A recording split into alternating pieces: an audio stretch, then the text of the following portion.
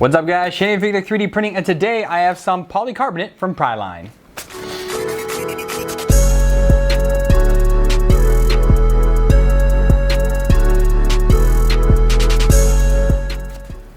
Welcome back, as I said. So this is PC polycarbonate from Priline. They've sent me a bunch of other spools, other various filaments already. This is the very last one I'm going to try out, and is the one that I am the least experienced with. So I am super happy to have a full kilogram here to mess with. I think that'll really help me learn, and I'm excited about it. So the box is the same as all the other ones. It's the generic China box. Again, this is a Chinese filament.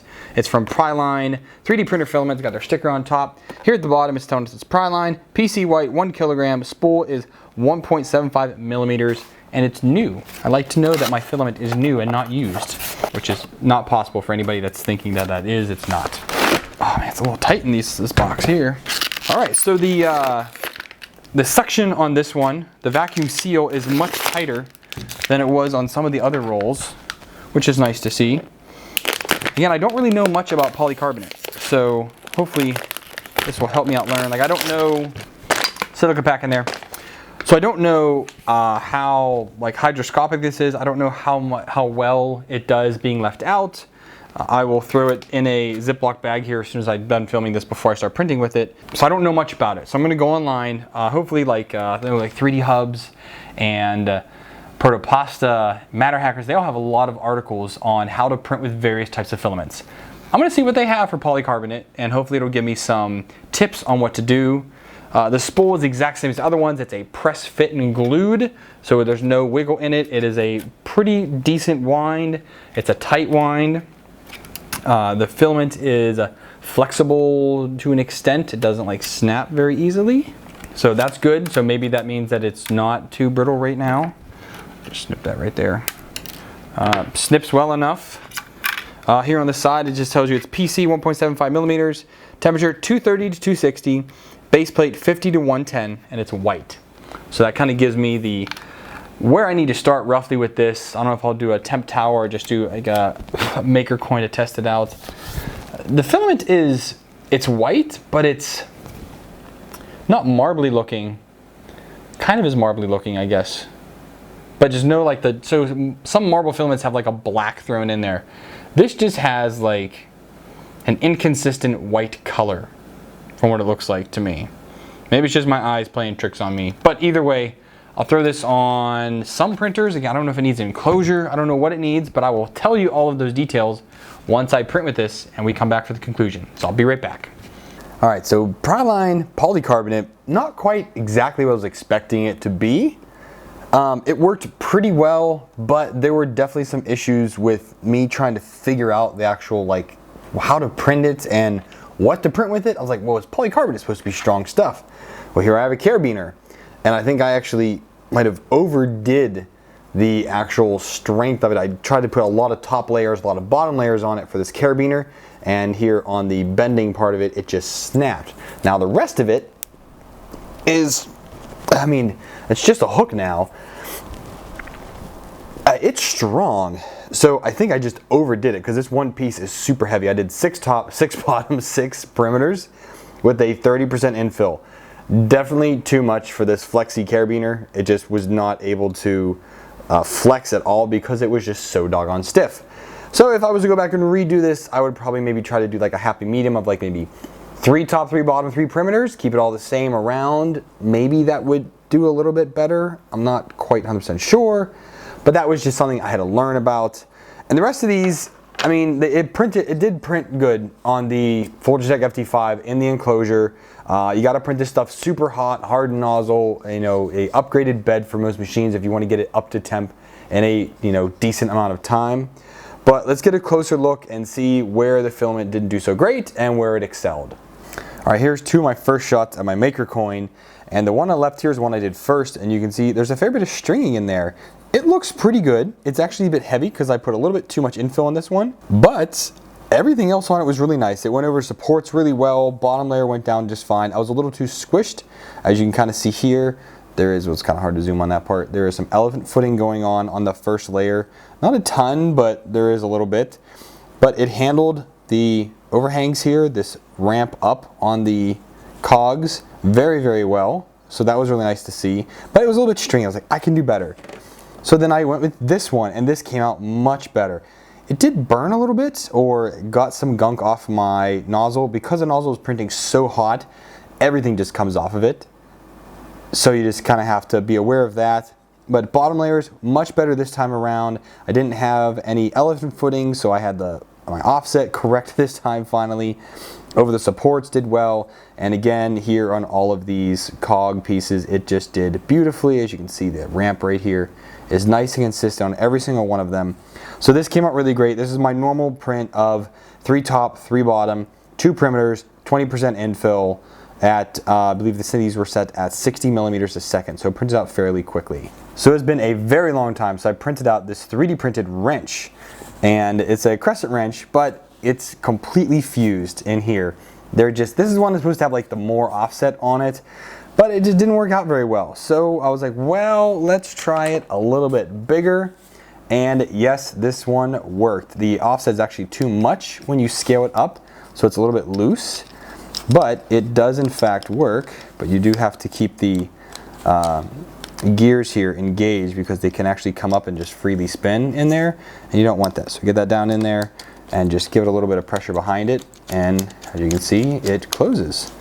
You know, it's polycarbonate, so it is, you know, fairly stronger. You're not going to use this to wreck down any type of you know, like really crank down a nut, but it's really cool. It's proof of concept that you can, you know, in a single print just like that, print out a wrench and call it a day.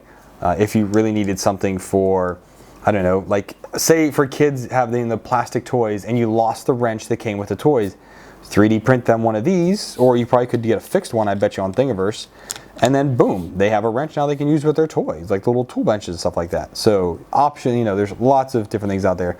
But this prints with a few supports. One's in here, one was in here, and one was in here. You just pop those out. As you can see, the bottom of the actual screw in there is flat because it prints just like that, nice and easy, and it was done. A couple accessories for my newly acquired Nintendo Switch, and these print, this was printing on the bottom like this, so upwards like that, no support on that, and this printed up like so, up like that, no support. They came out pretty good.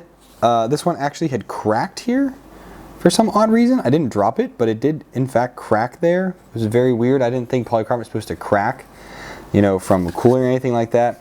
These work, they're a little tight. My tolerances on the FT5 are a little bit too tight, I think, for something like this. But they do work. It does hold the remotes. I actually really don't like them. A lot of people said that these were better than the stock one that comes with the Switch. That's not the case at all.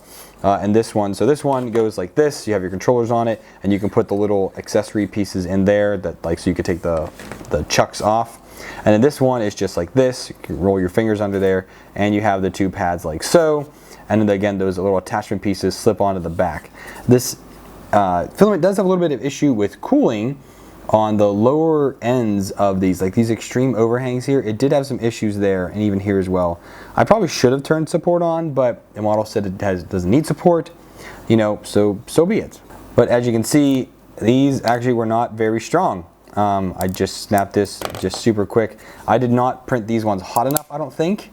So the layer bonding was actually pretty weak on them. This one I think was much better. Yeah, there's no separation if I push this against the layers. Little cracks there a little bit. Okay. So I probably could have printed this a little bit hotter in order to make these layers a little bit better, but it's still fairly strong. I think it's stronger than PLA would have been in this case, you know, with only 2 perimeters and what, 20% infill. Oops, you can't see that there. 20% infill in there. So I mean, it's stronger than PLA, but not, I mean, nothing crazy. I started this filament review a little while ago, and I had found these eggs online, which are pretty cool. So I decided to do one. This one has a 40% infill, so it is super duper heavy. But again, you can see down here, it did have issues for cooling on these overhangs because you're not using a fan with the polycarbonate. First layer did go down really nicely though. Again, anything on your bed with white, it comes right up on, but the rest of it, I mean, it super detailed. You know, there's no under extrusions in there, there's no stringing anywhere in there. It's just down here on these layers, they're just a little too fast, I think. Could have slowed the print down a bit, let those cool before starting the next layer. but I really do like this one. I think these eggs, the design for these eggs is really cool. I already showed you this. Again, it's pretty strong. Let's see if I can break it this time. Nope. Nope. That's just too doggone strong there. But these right here, because they're so small, they're pretty weak. Even I can't break them with my hands though. Either way, need to just do less beefiness when you do the carabiner in this polycarbonate. I don't know if it's the same for all of them, but it does not bend very well, so that's one issue. So I did do this great big vase. This is from Devon Make Anything. It looks great, except for right here. So again, you're printing the nozzle so doggone hot, anything else in there on it will eventually work its way down. I had a perfectly clean print all the way up to here. There is a blob in this hole there. You can see the dark spot, and then it just screwed up here a little bit here, ended about here, so about 4 inches here that are a little bit screwed up. Other than that, you can display it on this side and it's just perfect. Obviously it's not going to hold water. There are a few holes here and there in it for some reason. I don't know why, but none of the other models had any signs of under extrusions or anything like that, so I'm not really sure what happened with this one, and it's out of focus. There's that hole one more time in case I wasn't in focus. So in conclusion, this was a great test for me. I used about half the roll. I'm gonna definitely use some more of it to do some more testing and some more learning for me, because I've never had this much polycarbonate to play with. I think I've only ever had 1, maybe 2 came as samples in a maker box way back when. I'd have to go back and look, but I've never really been able to just play and just print out a bunch of my coins, because I can only get 2 coins out of a maker box with a 15% infill. So I have to be really careful on what I print and what I do for tests before I print my coins using those sample filaments. But it does print fairly well. I really think I need to clean the nozzle on the FT5 just a bit more, take some steel wool or a little bit more of the brass brush, a little bit more, and just scrub that really well. I did a video on that a while back, and just need to make sure that that really gets clean before you print something super high temp, because anything, when you're printing 260 degrees, it's gonna come off of there eventually. So make sure you clean it up really well, especially using the white filaments, and then you won't have any of that kind of stuff. So yeah, I'm gonna thank Priline for sending this to me, and my disclosure, no money was exchanged for this review. They sent this to me for the purpose of the review, along with a few other filaments, so I thank them for that and the opportunity. If you guys want to check this filament out, there'll be a link down their Amazon store below. You can go ahead and check it out there. Now it's a affiliate link, and if you decide to purchase through that link, I get a little kickback, no additional cost to you, so I thank you guys for doing that. So that's gonna wrap it up, guys. Give the big video a thumbs up if you liked it. If not, thumbs down. Either way, give me some comments down below. I wanna hear from you guys. How do you think I'm doing with these filament reviews, and especially new ones like this, and me testing? I should have done a temperature tower, so I apologize for that. I would try to make sure I do those later dates. If you guys want to see what's going on my channel, make sure you become a subscriber, hit that subscribe button, and then hit the bell icon if you want to get email notification anytime I upload new content. If you guys want to support me financially, lots of ways to do that. There's a Patreon link below me. You can do that on a monthly basis, donate me $1 more. Got a bunch of Patrons out there that already support me. I thank you guys for your support. If you want to give me a one-time donation, there's a Streamlabs and a Buy Me a Coffee down there. Saving up for some new lights and a Persa i3 Mark III. I'm super excited for that. I hope to get one later this year. So if you guys decide to do that, I thank you. Or if you just want to use some affiliate links down below, do your daily shopping with that, update your bookmarks. I appreciate that as well. And even if you just watched the video, you're awesome still. So thank you guys for watching. Until next time, happy printing.